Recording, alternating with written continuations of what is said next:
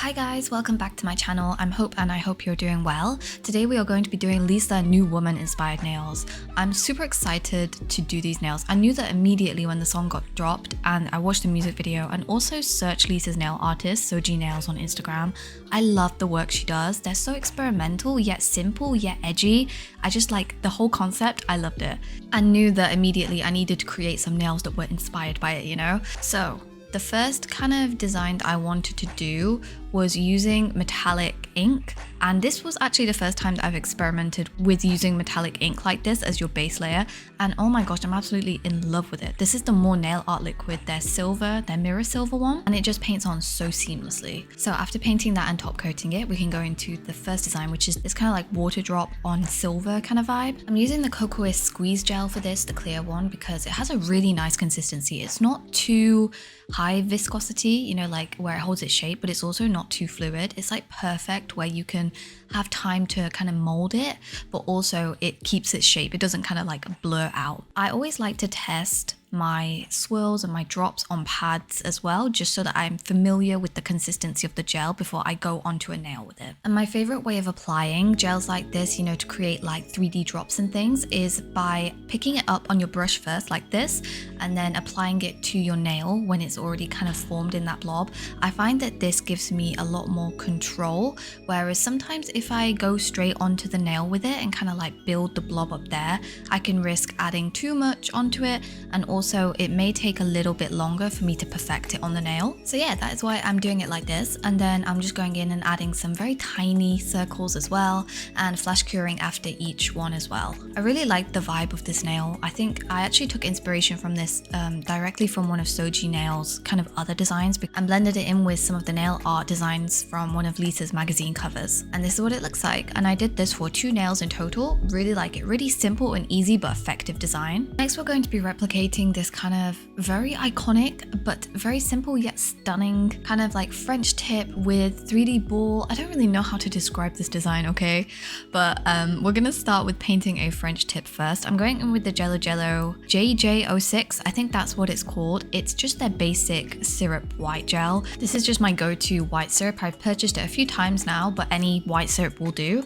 So yeah, painting a rough French tip, refining it with my brush, and then going over it again, and then curing the first coat, painting and curing a second coat. I did also use the More nail art liquid again just to paint on some silver spots, and then top coated that. And then we're ready for the star of the show, which is the Valla Toy gel, to kind of build out those 3D balls. As you can see here, it's very effective. Just kind of roll your ball and then use a silicone tool to kind of pick it up and apply it to your nail.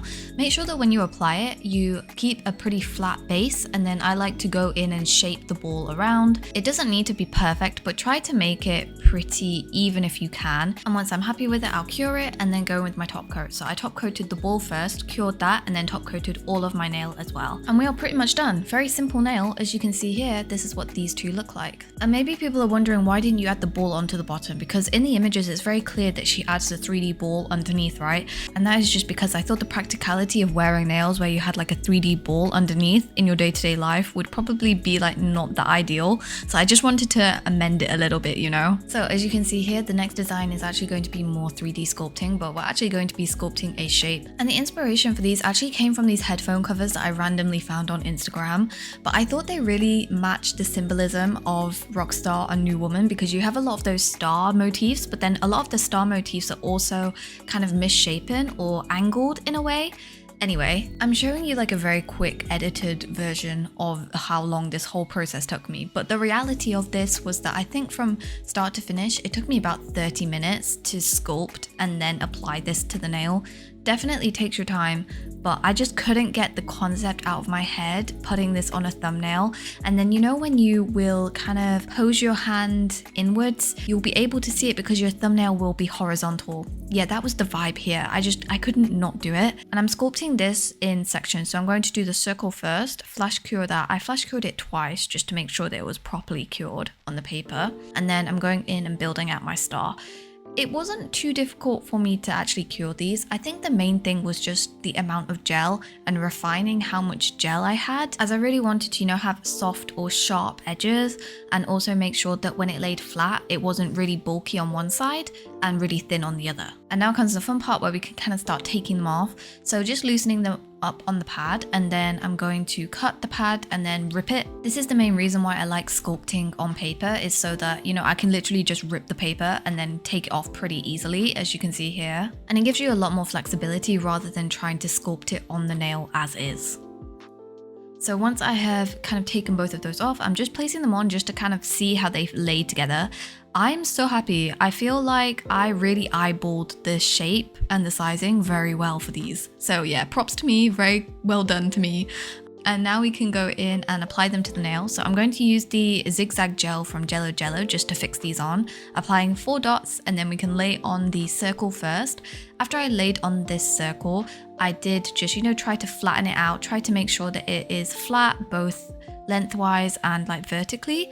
And then I flash cured that and then added another blob on, and then attach the star and just refine the star as well, just to make sure that it laid flat and also laid at the angle that I wanted it in comparison with the headphone kind of circle. And I did have the image of the headphones to the side of me as well for reference I was using throughout sculpting this. And after I'm happy, I'm flash curing that and then going in with my top coat. I'm going to top coat all of the 3D elements first, and then I'm going to cure that for 60 seconds. And then I'm going to go in and do another layer of top coat, but this time I'm going to paint the whole nail, as you can see here. So I'm going to paint all around the edges, inside a bit, but also making sure not to flood it, because this is kind of a top coat layer that I want to just pull everything together and smooth it all out. And this is what it turned out like. I'm overall really happy. It could be smoother in some places, but pretty good. And then this is what it would look like, you know, when you have it horizontally on your thumb. Okay, next we're going to be doing some painting, which is very fun. I'm going to be using the needle liner brush from Kokoist, as well as the white paint. I can't remember the exact name of it, but they're white painting gel. It is a perfect painting gel. Oh my gosh, like look at this. It's so opaque, like it's not too thick. That is one thing that I found actually, you know, the D-gel painting pots. I don't know if anybody else finds this, but the white painting pot is very thick, where it's kind of a bit difficult to use. That was my experience with it anyway. If anybody else has different experiences, please let me know, because I know everybody loves the painting pots from D-gel, but it's just a bit too tacky for my liking. Anyway, we're going to be painting on a star here. You can see I'm just cleaning it up a little with gel cleanser and a silicone tool, just to, you know, perfect it out a little bit.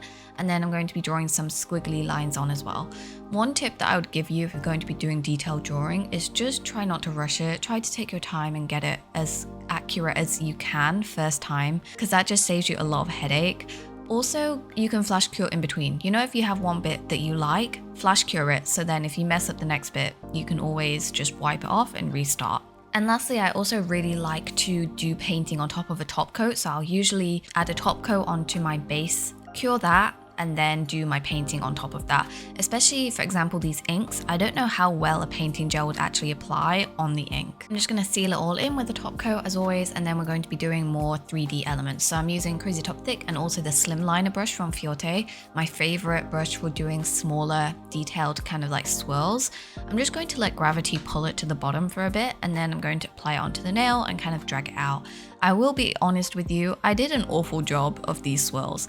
I don't know, some days I find that my hand and my wrist, they work better for swirls, and then other days I just don't have the technique down. Maybe I'm a bit more tired, my wrists just aren't working optimally, you know, that sort of thing. So it's probably a good thing that I'm not a nail tech. And also it doesn't matter too much for this set, just like from personal preference. So I'm going to go in with the squeeze gel from Kokoist again, and then just use that same like kind of pick up a ball, apply it using a brush technique just to some of the stars.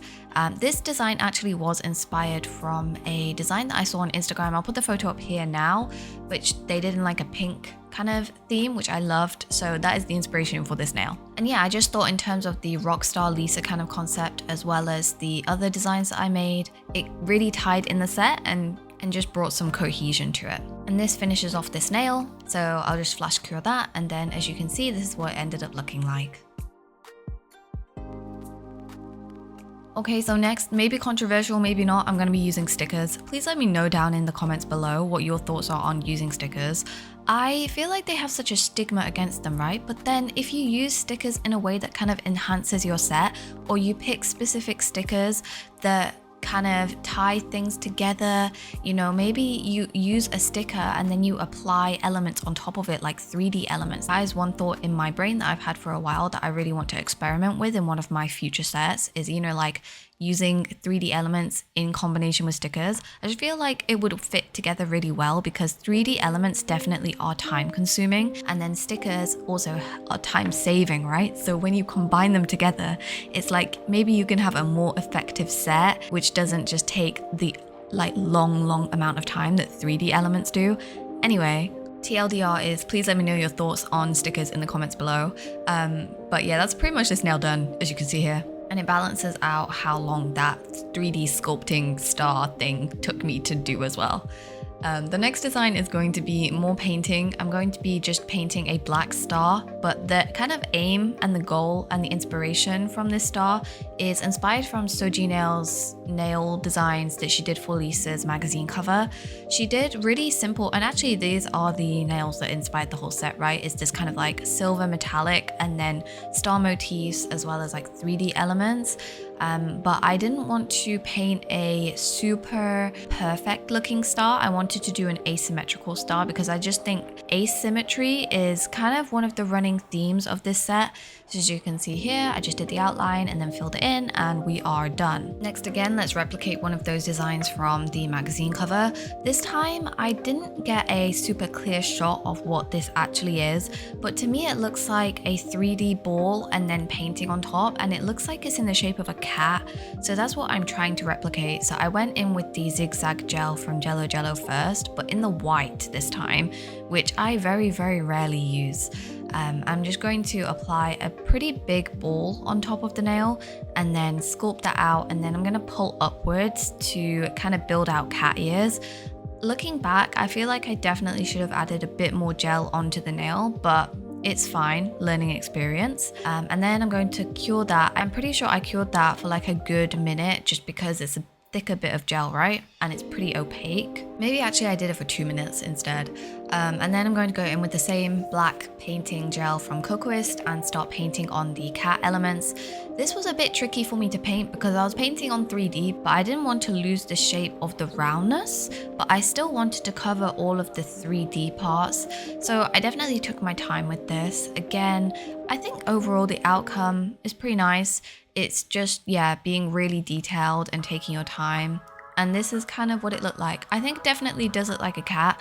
Maybe it's not as bold as the one that sojinails did, but I still like it. I also used the heavy metal liner gel from Ice Gel just to add on a little silver nose, if you can see that here as well. My camera accidentally wasn't recording when I did that bit, but that is why there is now a silver little nose on it.